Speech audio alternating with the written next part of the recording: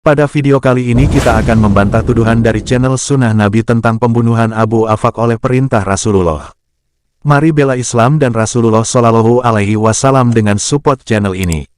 Like, komen, dan subscribe. Terima kasih.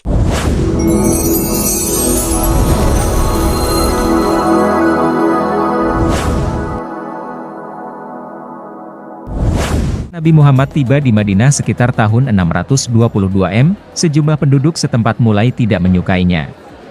Al-Harits bin Suwaid bin Samit adalah salah satu orang yang tidak menyukai Nabi Muhammad. Nabi Muhammad tidak suka menghadapi penolakan. Seperti biasa, dia membalas dengan kekerasan. Singkirkan dia, ya Rasulullah. Kaum muslim membunuh Al-Harits bin Suwaid secara terang-terangan. Ini sangat kejam. Kita tahu bahwa Muhammadlah yang menyuruh ini. Ya, Muslim tak akan melakukannya jika tidak diperintahkan oleh nabinya. Mari kita bahas siapa Al-Harits bin Suwaid bin As-Samit dan kisah yang sebenarnya. Suwaid bin As-Samit berasal dari suku Aus di Madinah atau Yasrib pada masa itu. Dia adalah seorang penyair yang cerdas dan salah seorang penduduk Yasrib yang dijuluki Al-Kamil oleh kaumnya. Pada channel Sunnah Nabi ini dikatakan Suwaid bin As-Samit menolak kedatangan Rasulullah di Madinah karena tidak menyukai Rasulullah, dan akhirnya beliau dibunuh oleh sahabat muslim atas perintah Rasulullah. Cerita ini kami pastikan adalah bohong. Mari kita bahas fakta sebenarnya. Pada suatu ketika Suwaid bin As-Samit datang ke Makkah untuk melaksanakan tawaf dengan cara kaum jahiliyah. Pada saat itu ia bertemu dengan Rasulullah karena sebelumnya ia mendengar ada seseorang di Makkah yang memiliki syair yang bagus. Yang dimaksud adalah ayat-ayat Al-Quran yang disampaikan Rasulullah. Sebagai seorang yang cerdas dan memiliki pengetahuan luas, Suwaid justru berkata pada Rasulullah, "Sepertinya apa yang ada padamu sama dengan apa yang ada padaku." Lalu Rasulullah bertanya padanya, "Apa yang ada padamu?" Ia lantas menjawab, "Hikmah Al-Luqman." Rasulullah berkata, "Bacakan padaku." Suwaid pun melantunkan apa yang dimiliki dan diketahuinya dengan rangkaian syair-syair yang sangat indah dan memikat perhatian. Setelah ia selesai, kemudian Rasulullah berkata, "Sesungguhnya ucapan ini memang indah, akan tetapi apa yang aku bawa lebih baik daripada ini. Ialah Al-Quran yang diturunkan oleh Allah padaku, ia adalah petunjuk dan cahaya." Rasulullah pun mulai membacakan ayat-ayat Al-Quran padanya lalu mengajaknya memeluk Islam. Setelah mendengarnya, Suwaid pun terpesona dengan keindahan Al-Quran. "Sesungguhnya ini memang benar lebih indah," kata Suwaid. Akhirnya ia memeluk Islam pada permulaan tahun 11 kenabian. Lalu Nabi Muhammad mengajak Suwaid bin As-Samit untuk menyebarkan tentang Islam ke penduduk Madinah dan beliau menyetujui itu. Setelah peristiwa itu, Suwaid bergegas kembali ke tanah airnya, Madinah. Tak lama kemudian, terdengar kabar bahwa Suwaid terbunuh dalam perseteruan antara kabilah Aus dan kabilah Khazraj dalam perang Buats. Dalam kabar yang tersebar, terselip kabar yang cukup mengagetkan yang merupakan komentar dari penduduk kabilahnya terhadap Suwaid. "Sungguh kami tidak melihatnya terbunuh kecuali dia dalam keadaan muslim." Hal ini tertuang dalam kitab As-Sirah An-Nabawiyah, Ibnu Hisham, bagian 1 halaman 425. Dan kitab Tarikhur Rusul wal Muluk, At-Tabari, bagian 2 halaman 351. Mari kita cek faktanya. Perang Buats atau pertempuran Buat berlangsung pada tahun 617 Masehi antara Bani Aus dan Bani Khazraj, suku kaum Arab Yatrib atau kini Madinah. Dan Suwaid bin As-Samit terbunuh pada perang itu. Sedangkan Nabi Muhammad dan pengikutnya hijrah dari Makkah ke Madinah pada tahun 622 Masehi. Berarti Suwaid telah meninggal sebelum Rasulullah hijrah ke Madinah.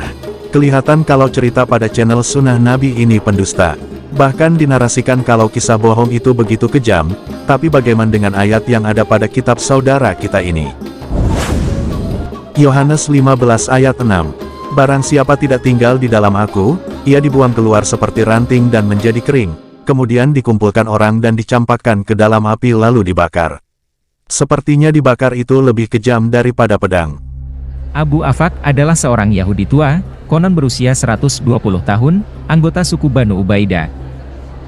Dia adalah seorang penyair, dan dia menolak untuk masuk Islam atau mengakui Muhammad sebagai nabi.